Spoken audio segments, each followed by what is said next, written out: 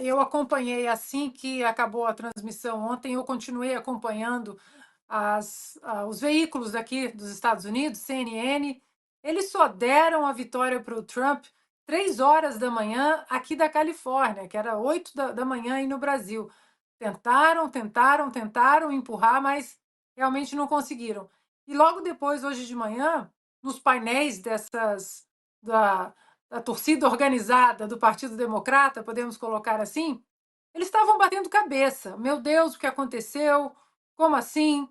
Porque os números dos condados começaram a aparecer, mas não apenas os números dos condados com mais detalhes, mas também os grupos que votaram em Donald Trump, que votaram em Kamala Harris, e eles ficaram impressionados como Donald Trump cresceu em absolutamente todos os grupos. Mulheres brancas, mulheres negras, homens brancos, homens negros, mais velhos, da área urbana, da área rural, nos jovens, nas comunidades latinas. Ele cresceu em todos, absolutamente todos os grupos nos 7 estados mais importantes.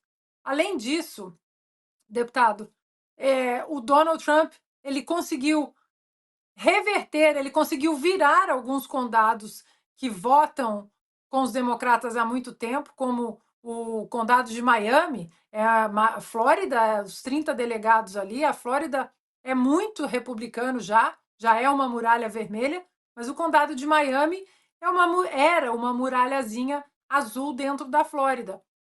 E, no entanto, o Donald Trump virou. Há 30 anos, o condado de Miami votava com os democratas e agora ele derrubou isso também.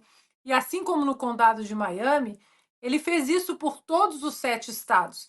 Ele virou condados com uma densidade demográfica não tão grande, porque os grandes centros urbanos continuaram votando com os democratas, como Filadélfia, como Detroit, enfim.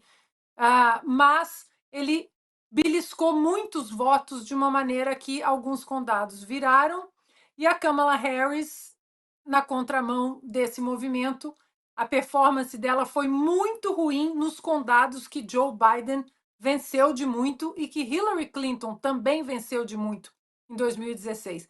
Então, ficou muito claro que, por um lado, no lado republicano, os republicanos deram uma resposta com uma coalizão muito grande.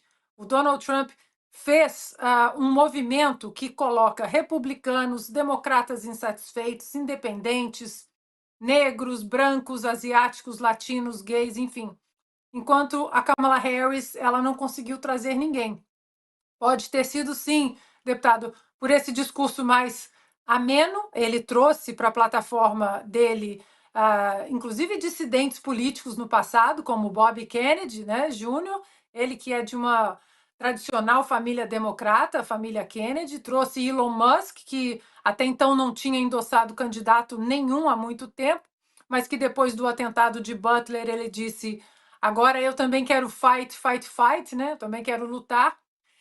E eu acho que isso tudo mostrou que o eleitorado republicano ele não deu uma resposta apenas aos democratas.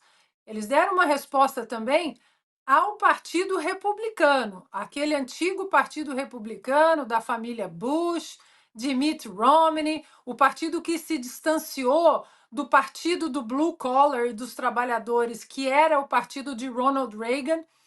Depois de Ronald Reagan, até com Bush Senior, o partido foi se distanciando um pouco dessa classe trabalhadora, ali também do cinturão da ferrugem.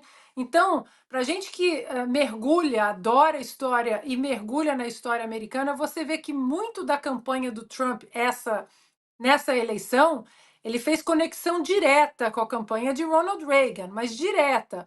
Os discursos, a fotografia das campanhas, as coisas que ele falava no comício, por exemplo. Então, ele falou muito agora, mas bastante, uma frase que ele repetia muito.